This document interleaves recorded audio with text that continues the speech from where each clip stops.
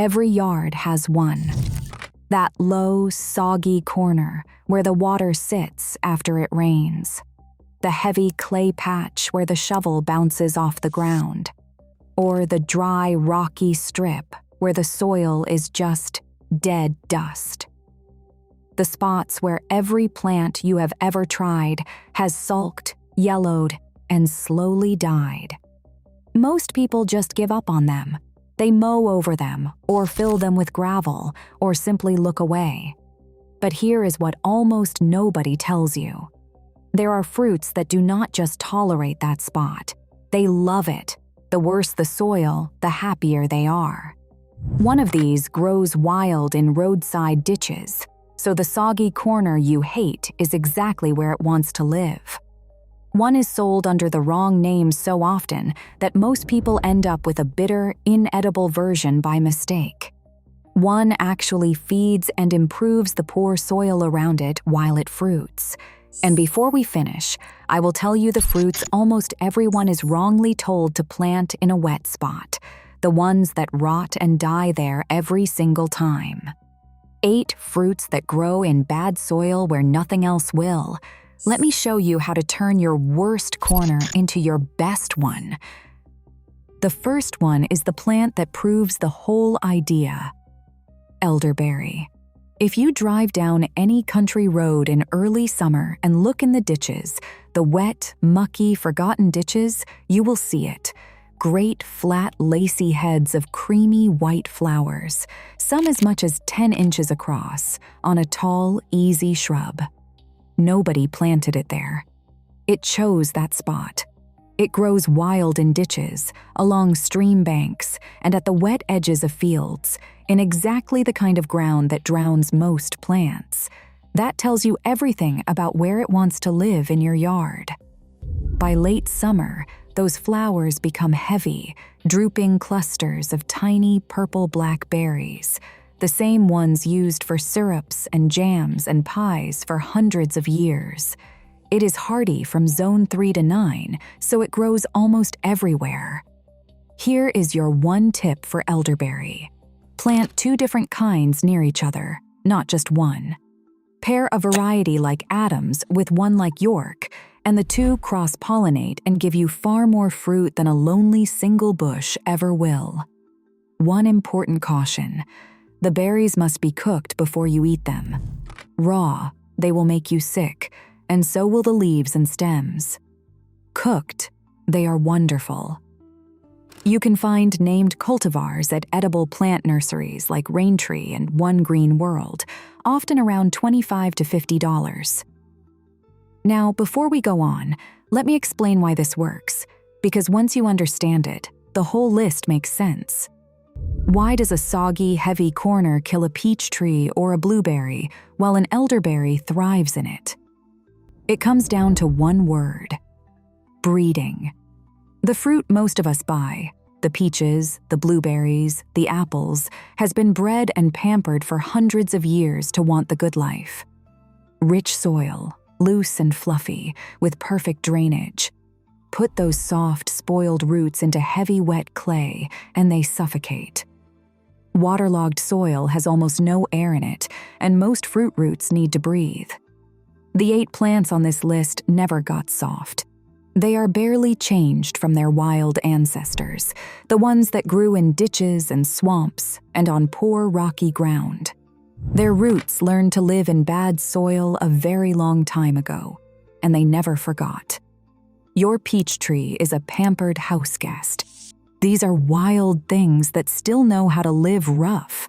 That is the whole secret. So if this just saved you from killing another plant in that corner, subscribe, because finding plants like these is exactly what this channel is for. And stay with me, because near the end, I will show you the fruits people are wrongly told to plant in wet soil and lose every time.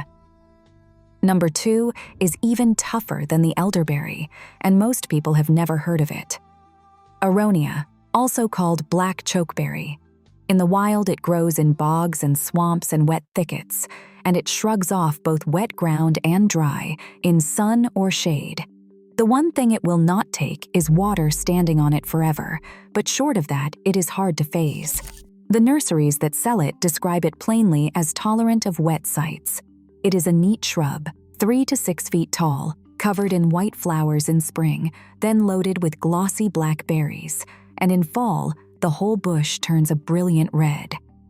The berries are a true superfood, with more antioxidants than almost anything else you can grow, and they make a deep, rich juice and jam. Aronia is self-fertile, so a single bush will fruit on its own. And to keep an older plant young and productive, just cut about a third of the oldest stems right down to the ground every few years. It comes back thick and fresh. It is hardy from zone 3 to 9 and bears in 2 to 3 years. You will find the variety called Viking at nurseries like Burnt Ridge and One Green World, usually around $25 to $40. Third on the list is a plant that gives you the taste of a blueberry without any of the fuss blueberries demand. Serviceberry, sometimes called juneberry or Saskatoon. In the wild, it grows along moist stream banks and swamp edges and in open woods, a true survivor of wet and dry alike. In spring, it is one of the loveliest things in the garden, covered head to toe in soft white blossom. Then in June, it gives you sweet blue-purple berries that taste like a blueberry with a hint of almond. It is far more forgiving about soil than a blueberry, happy in heavy or damp ground, and untroubled by the pH that a blueberry frets over. A blueberry may out-yield it in perfect acidic soil, but in your bad corner, the serviceberry wins easily. One honest note: it likes moist ground, but not water standing on it for days, so it sits a step up from the true swamp plants. Plant more than one for a good crop, and net the bushes when the fruit colors up, because the robins will strip them in an afternoon if you let them. It is hardy from zone 3 to 9, and the variety called Smoky is a favorite, available at Raintree and One Green World for around $20 to $40. Number 4 is a beautiful native shrub with a warning attached, the one I teased at the very start. American highbush cranberry. In the wild, it grows at the edges of ponds and lakes and in moist woods. It is so at home in wet ground that it is planted to hold stream banks together. It carries lacy white flowers, then clusters of bright, almost translucent red fruit that hang on the bare branches all winter, tart and cranberry-like, beautiful against the snow. But here is the warning, and it really matters. There are 2 different plants sold under the same name. The American one, which is delicious, and a European look-alike that is bitter and inedible, sold mislabeled in nurseries all the time. So you must buy the American kind, the named varieties like Wentworth. If you are ever unsure, taste a ripe berry. Pleasantly tart means you have the right one. Bitter and foul means you got the European. Plant 2 within about 50 feet of each other for the best fruit. It is hardy all the way down from zone 2, so it handles the coldest gardens. You will find the true native at places like Prairie Moon and Chief River for around $15 to $30. Our 5th fruit is a jewel of the old country garden, and it shrugs off heavy soil that would stop most fruit cold.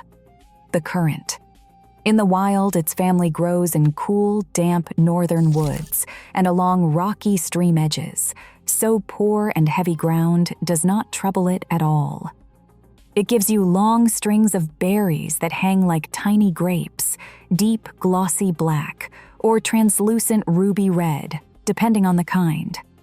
Black currants are bold and musky, wonderful in jams and cordials. Red currants are bright and tart and gorgeous in the sun.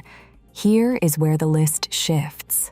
The currant and the 3 after it take heavy, poor soil in stride, but they do not want to sit in standing water. If your bad corner stays wet for more than a day or 2, build a low mound. Even 6 or 8 inches of extra soil makes the difference between a bush that sulks and one that fruits. One real caution before you buy. Currants and their cousins can carry a disease called white pine blister rust, and because of it, they are banned or restricted in some states. So check your own state rules first. Buy a rust-resistant variety, and you will find them at Burnt Ridge and One Green World for around $15 to $25. They are hardy from zone 3 to 8. Coming in at number 6 is the currant's tougher cousin, and one of the easiest fruits there is, the gooseberry. It grows wild on rocky hillsides and in scrubby hedgerows, the kind of poor, tough ground nothing fussy would ever touch. The fruit is a surprise to most people, plump and translucent and grape-sized, sweet tart and crisp, in shades of green, gold, and deep wine red. Eaten ripe off the bush, a good gooseberry is a revelation. Like the currant, it handles heavy, poor soil, but wants drainage, so the same raised mound trick works if your spot stays wet. Start with a variety called Captivator. It is nearly thornless, which your hands will thank you for, and it resists the mildew that plagues the older kinds. The same state rules that cover currants cover gooseberries, so check before you order. They are hardy from zone 3 to 8, sold at Burnt Ridge and One Green World for around $15 to $25. The 7th fruit is the only true tree on this whole list, and it is the one that beats every other fruit tree in bad, wet ground. The pear. Apples and peaches and cherries hate heavy, wet soil. They sulk and rot and die in it. But pears, by their very nature, tolerate heavier, wetter ground than any other tree fruit, and they give you those buttery, dripping pears that are nothing like the hard ones at the store. There is one catch, and it is the single most important tip in this whole video. A pear tree is only as tough as the roots it is grown on, so you must buy a pear grafted onto a rootstock made for heavy, wet soil, the one called OH by F. Ask the nursery for it by name. On the right rootstock, a pear that would have drowned becomes a pear that thrives. One more thing. Most pears need a second pear variety nearby to pollinate and set fruit, so plant 2 different kinds. They are hardy from zone 4 to 8. You will find pears on the right rootstock at Raintree, One Green World, and Stark Brothers, often from around $25 to $45. Now, before the last plant, this is the moment I promised you at the start, because right here is where most people waste their money. The fruits everyone is told to plant in a wet or heavy spot, the ones that rot and die there every single time, are these. Blueberries, which demand sharp drainage and rot fast in wet soil. Figs and the stone fruits, the peaches and cherries and plums, which the universities will tell you flatly cannot stand wet feet. And hardy kiwi, which needs good drainage too. Put any of those into your soggy corner, and you are pouring money straight into the ground. That mistake is the whole reason this list exists. And the 8th and last fruit does something none of the others can. It does not just survive poor soil, it actually improves it. Goumi. Goumi comes from poor, dry, rocky slopes in Asia, the kind of starved ground where most plants give up. It survives there by feeding itself. Like a bean or a pea, it pulls nitrogen right out of the air and feeds it into the soil through its roots, fertilizing itself and everything growing around it. So, while it fruits, it is making your bad soil better. The fruit is lovely too. Thousands of tiny scarlet berries flecked with silver, tart and sweet like a little pie cherry, on a shrub with shimmering silver-backed leaves. One note on this one. Goumi likes poor and dry, not wet, so give it the drier edge of your bad spot. Plant 2 for the heaviest crop, and 1 responsible word. Goumi itself is well-behaved and not invasive, but it has 2 cousins, autumn olive and Russian olive that are seriously invasive across much of the country. So buy Goumi by name and not those. It is hardy from zone 4 to 9, sold at Burnt Ridge, One Green World, and Raintree for around $20 to $35. So here is how you plant it. Put the wet lovers right down in the lowest, wettest ground: the elderberry, the Aronia, the serviceberry, and the highbush cranberry. Set the currants, gooseberries, pear, and Goumi on a low raised edge where they get a little more air. Give it 2 or 3 seasons.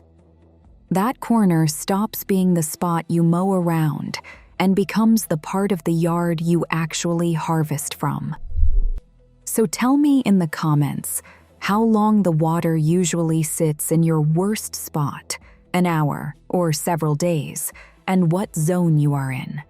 I will tell you exactly which of these to start with. And if you want more fruit that thrives where the garden center swears nothing will grow, subscribe and I will keep bringing it to you.